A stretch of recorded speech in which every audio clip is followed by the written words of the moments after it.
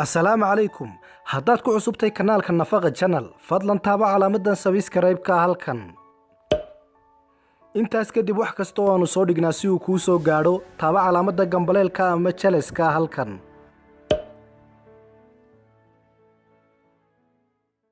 Assalaamu calaykum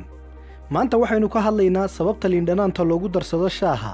iyo faa'iidada ay arrintaasi leedahay sidaas darteedna hore waxaan uga soo hadalnay shaaha iyo noocyadiisa haddaba maadaama shaaha uusan lahayn waxtar nafaqo leh oo qofka miisaan ku kordhiya waxaa lagu daraa badanaa sonkor iyo caano kuwaasoo qofka siiya tamar nafaqo leh ama waxa loo yaqaan calories sidaa darteed shaaha kaligiis hadduu qofku joogteeyo kumana naaxayo kumana cayilayo laakiin hadduu sonkor iyo caano ku darsado wuu ku naaxayaa ama ku cayilayaa waana meesha ay ka timi fikradda ah in hooyada umusha ah loogu dadaalo shaah caano leh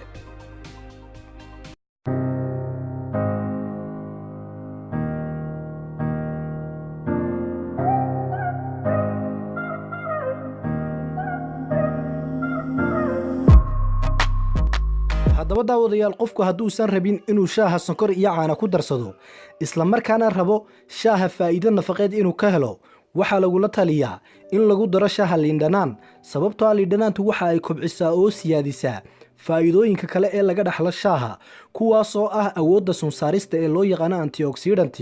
taasoo jirka ku caawisa siduu isaga saari lahaa wixii aan nacfi ugu jirin ama faa'iido aan u lahayn waxyaabahaas oo halis ku ah caafimaadka wadnaha iyo dadka qaba cudurka macaanka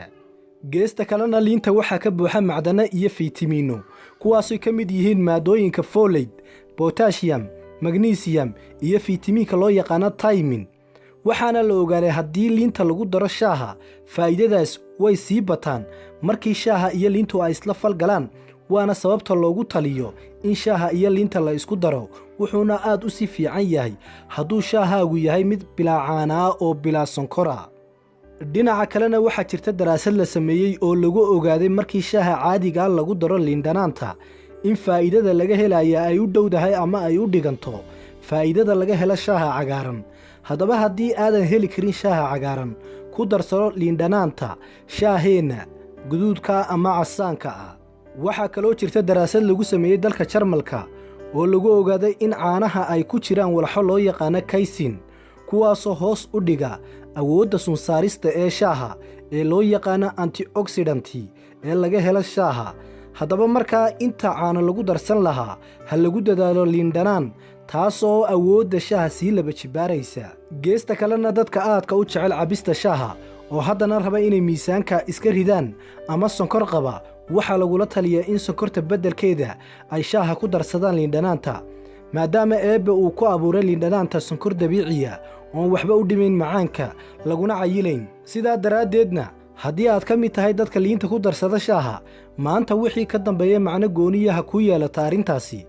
inkastoo ay jiraan dad badan oo ay dabeecad ama dabci u tahay inay ku darsadaan shaaha liinta laakiin aan ogayn faa'iidooyinka caafimaad ee arrintaas ku jira haddaba dadkaas halala wadaaga muuqaalkan si ay ugu dadaalaan dabcigaas ama dabeecadda wanaagsan